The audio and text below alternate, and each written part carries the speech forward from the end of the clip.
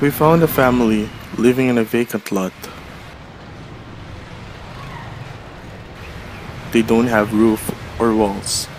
They only had woods and just a layers of cardboard that serves as their home. We approached them to start a conversation. Magandang tanghali po. Magandang tanghali po. Dito po kayo nakatira? Opo. Gano'ng katagal na po kayo dito? 6 years may higit na po. Ako nga pala si Jerry, 30 years old. Ang anak buhay ko po ay isang parking attendant. May mga 3 anak po ako. Si Jessie, si JR at si Jacob. Ako po si Maylene. Ina ng 3 batang ito. Asawa po ni Jerry. Nagtitinda po ako ng sampagita tuwing Sunday. Ang kinikita ko po sa pagtitinda, 100 pantusto sa amin pang araw-araw.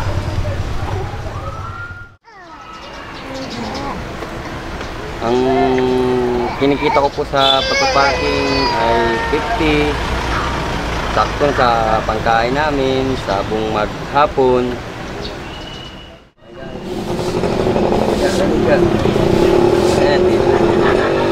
Dito po kami natutulog. Kami po mag-asawa, nilatag na ng karton dito sa baba. Dito kami sa baba. Para nilaglag ang mga bata, kaya namin sila. Nagkakasya namin sila. Pero pag umuulan, nilalagay na lang po kami ng payong. Ilang beses po kayo nakakain sa isang araw? 2 beses po. Yung sa pag may nagbigay po, pasalamat na lang. Bibili po kami ng kanin sa kalenderya kasi wala kaming lutuan dito. Nagbabawal po kasi ng homeowners dito na magluto kami sa kanin. Tapos po, ang kulang po namin, nangingi ako ng konti sabaw, tapos gulay tayo. 20 pesos. 2 kanin. So, sa amin magpapamilya, 3 anak ko. Kasi anak ko pong punso natin. Bibila pa po namin ng gata at saka diaper.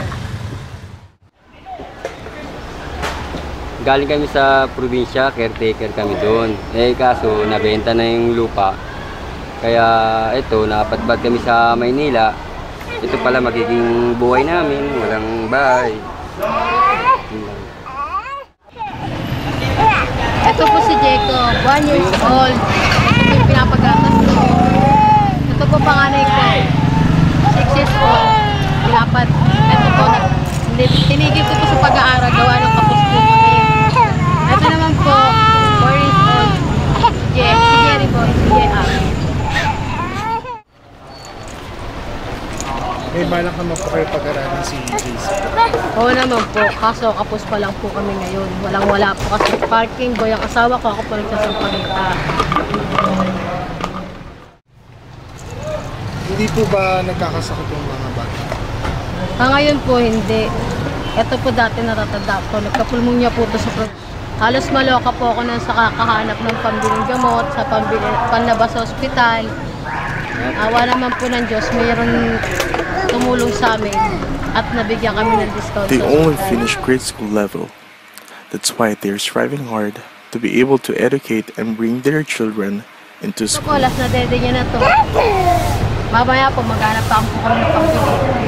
Para po mamaya. Magtitinda po ako para mamaya. Pambili kami. They are striving hard to buy a small pack of milk for this kid. Nakakain na po ba kayo sa labas? Hindi pa po.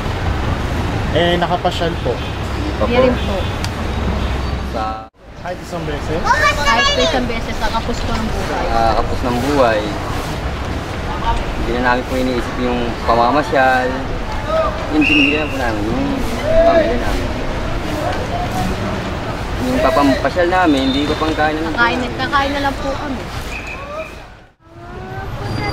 Ngayon po, matutupad po lahat ng yun dahil kakain at mamapasyal po tayo sa labas.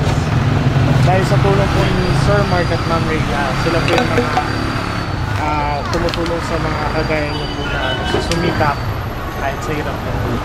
Ako Salamat po, At Sir yung pa dyan po Mike. nagtatapos dahil ito po, para po kay baby po. Salamat po, Salamat Sir po, Mike. Rhea. At Ma'am kay Rhea. Sir Mark. Sana po pagpatuloy niyo Sa ang inyong salamat po, pagkagabay. makakapasyal kami sa SM. Mga anak ko, matutuwa po sila. Makakain din po kami po. Salamat na marami. Salamat. Anong gusto nyo kainin? Ikaw, kuya. Kayo po.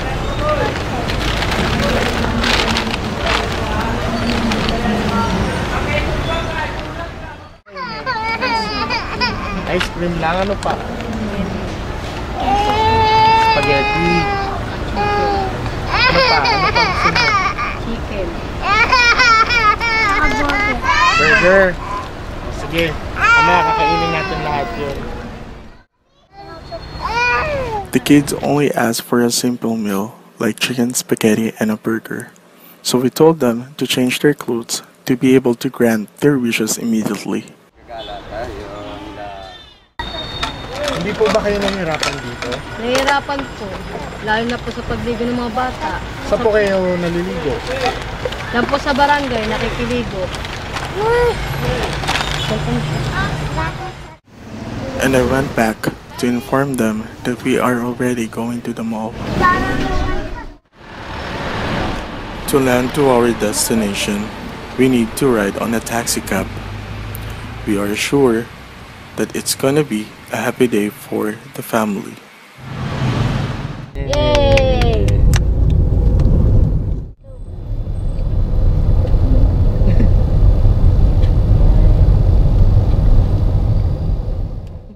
Salamat po, Sir Mark. Sir Mike, Ma'am Ma'am Rhea. Rhea, Makakapasyal na po yung mga bata. Matutuwa po sila mamaya sa SM.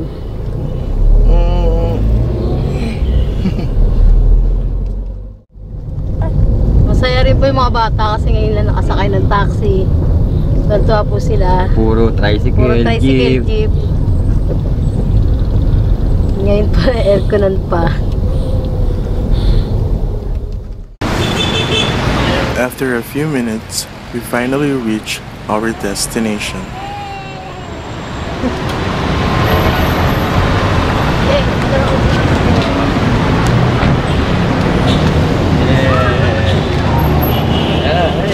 Tayo.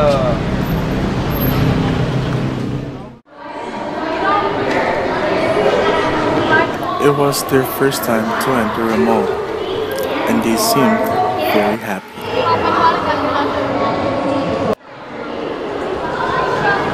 Our first surprise for them is some clothes and footwears. Ito. 6. First thing we did is we looked for some clothes for these little angels.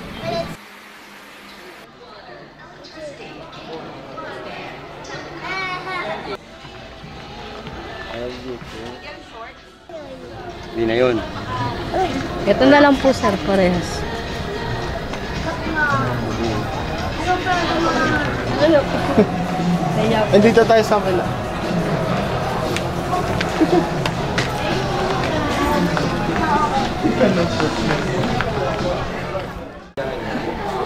Ang bagay sa'yo, mataba ka sa tao. Ganda. Ganda, Jacob na. We are done with the kids. It's time for Mother Maylene. At first, she's a little bit shy because she found out that the dress that she chose is kinda expensive.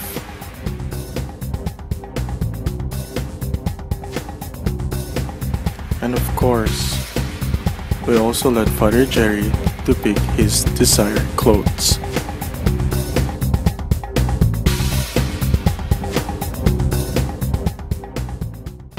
Masaya po ba kayo? Opo, ngayon lang kami nakabili ng magagandang damit. Ang mahaling damit.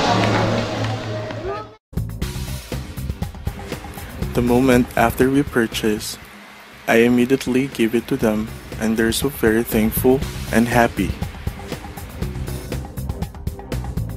it's time for them to wear their new clothes.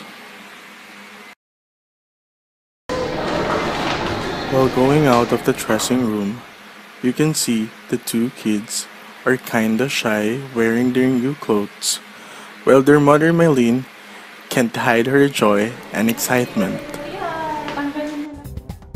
Now it's time for Father Jerry to change.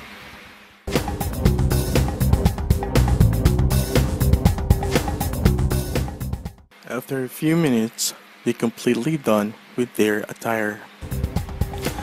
The baby fell asleep, so I told them to replace his clothes when he is already awake.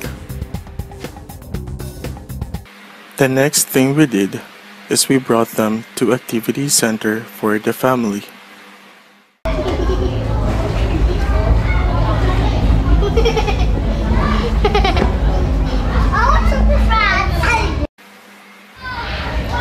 It's very heartwarming to see them that they're having a fun time of their lives.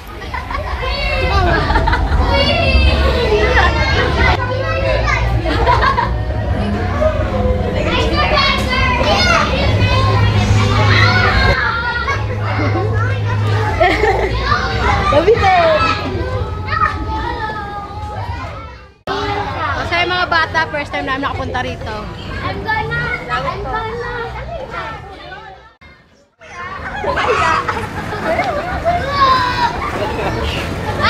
Mother Maylene explained to us that she can't believe what's really happening right now. She thought that it's just a dream. They're very thankful and happy for the blessings that they receive, especially to Sir Mark and Ma'am Rhea.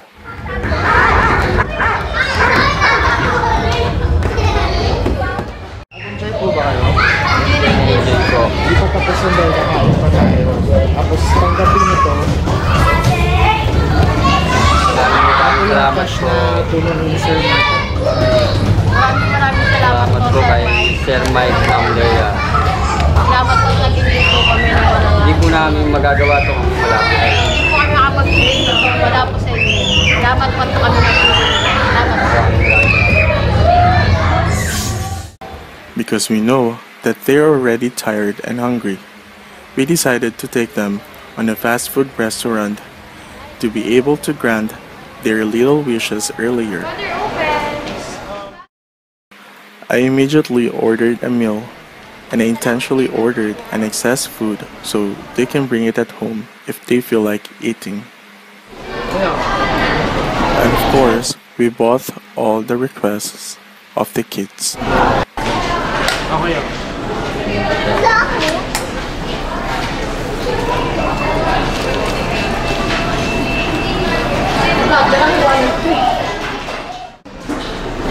Kain po kayo marami. Hindi po magpa. Kain na dito na yan. Yan. Kain na.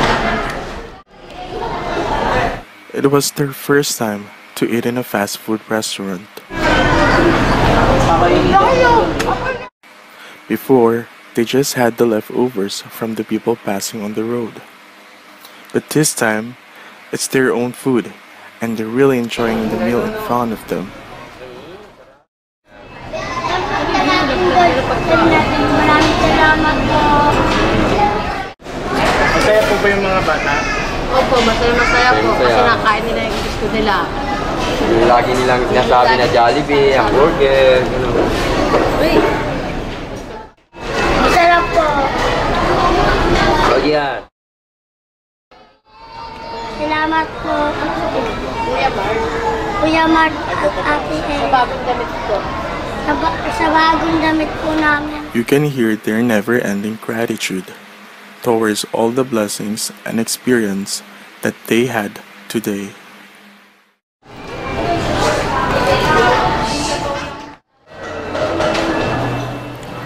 Now it's time to go home. We hope that in a little time we are with them, we made them forgotten all the hard work and challenges in life, even in a short time. They can't resist their joy and happiness. They told us that they will never forget this experience forever. we should always remember that the love of a family is life's greatest blessing. God bless.